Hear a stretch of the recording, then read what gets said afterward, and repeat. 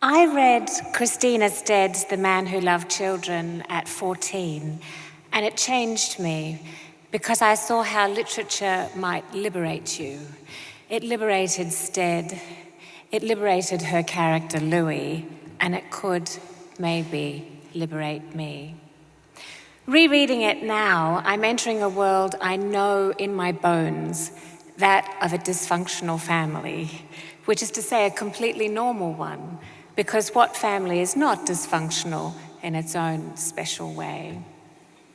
I know the monomaniacal narcissist father, Sam, whose battle to force his view of the world, with himself at its centre, on his clever, moony daughter, Louis, and her titanic counter-struggle to have her own view, is the emotional centre of the book.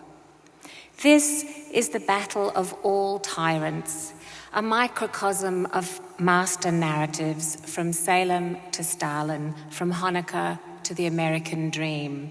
The master narrative is what you must believe. Over all other views, all independence of mind will be ignored or eradicated. And I know the heartbreaking, fantastically fork-tongued wife, Henny, Louis' stepmother, who shrieks operatically and murderously in her desperation to counter her husband's endless Panglossian palaver. When I was 14, I read the book from Louis' point of view. Now, middle-aged harridan myself, I can see it from Henny's. I can see her suffering, her entrapment, her desperate love of her children, and her knife-edge battle to survive. And I'm shocked in a whole new way about how hard it was, how hard it can still be to be a mother. And I imagine, too, I see the book a little from Stead's point of view. I'm thrilled by its architecture, the fine plotting that holds it up. And many, many paragraphs like this one that I'm going to read to you, paragraphs that make me wince and gasp.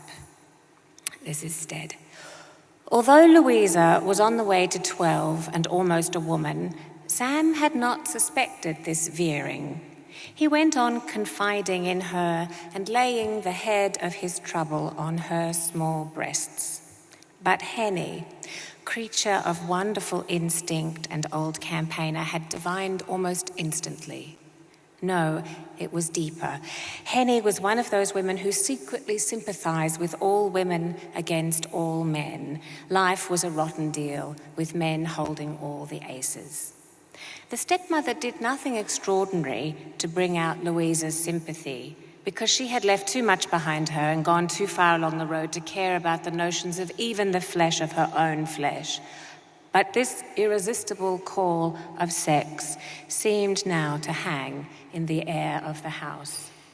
It was like an invisible animal, which could be nosed, though, lying in wait in one of the corners of this house that was steeped in hidden as well as spoken drama. Sam adored Darwin, but was not good at invisible animals. Against him, the intuitions of stepmother and stepdaughter came together and procreated, began to put on carnality, feel blood and form bone, and a heart and brain were coming to the offspring. I think I would be proud if I ever got anywhere near a paragraph like that. But this is my offering anyway. Only children can see their parents from the inside. I remember as an 11-year-old pretending to read as I eavesdropped on my mother having some R-rated conversation with her female friends. They were talking about divorce or adultery or babies given up or someone's outrageous crocheted bikini with holes in all the right places. I still actually remember whose bikini that was, and she may be in the audience. This was Melbourne in the 1970s, God love it. In any event, it was a conversation that was absolutely ravenously necessary to me at 11. The quieter the women's voices got, the more necessary I knew it to be. Mum looked up suddenly, surprised to see I was still there, reading. I looked down. When I next dared look over the cover, she was smiling at me, a raised eyebrow kind of smile. She gestured with one finger, upside down.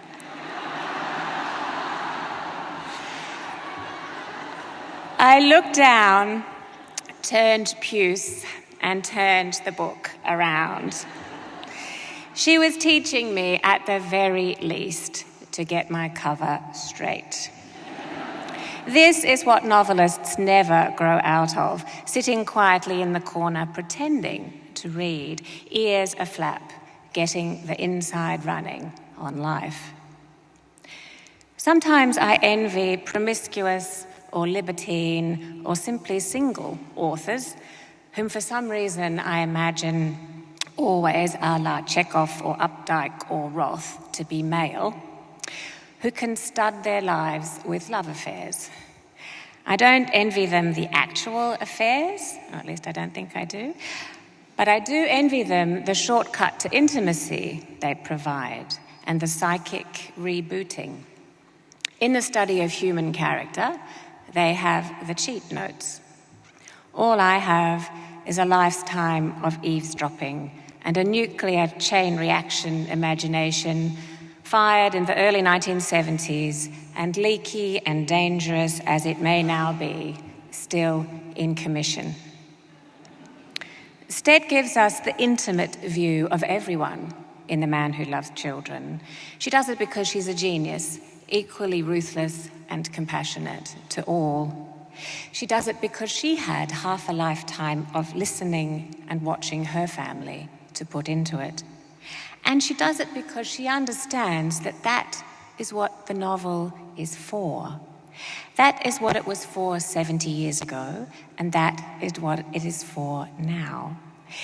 It is to give us the inside running, the intimate view. We have film and TV, YouTube, Slap the Mole and Candy Crush on our phones for all kinds of other diverting reasons. We have novels, and only novels, to give us the inside running. When I read this book at school, I was trying hard to listen in to the real life, the censored one that my mother and her friends spoke of, which I knew ran under the visible bonhomie and barbecues life on the surface. I was then not much older than Louie, and she has accompanied me my whole life. This book gave me ballast in a lost and drifty adolescence. It gave me the sense that oddness or outsiderdom, even at its most lumpy and banal, is not fatal. It may even be a good vantage point from which, if you can keep your cover straight, to observe the so-called normal, till you can write about it, catch it and pin it down like a dead butterfly in a box.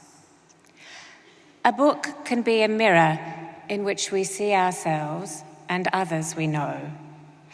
Richard Ford says that the purpose of literature is to reveal things to us about life that life itself cannot tell us. To look into a paper mirror, to have our lives so expanded even as we live them, what greater magic can there possibly be? Thank you.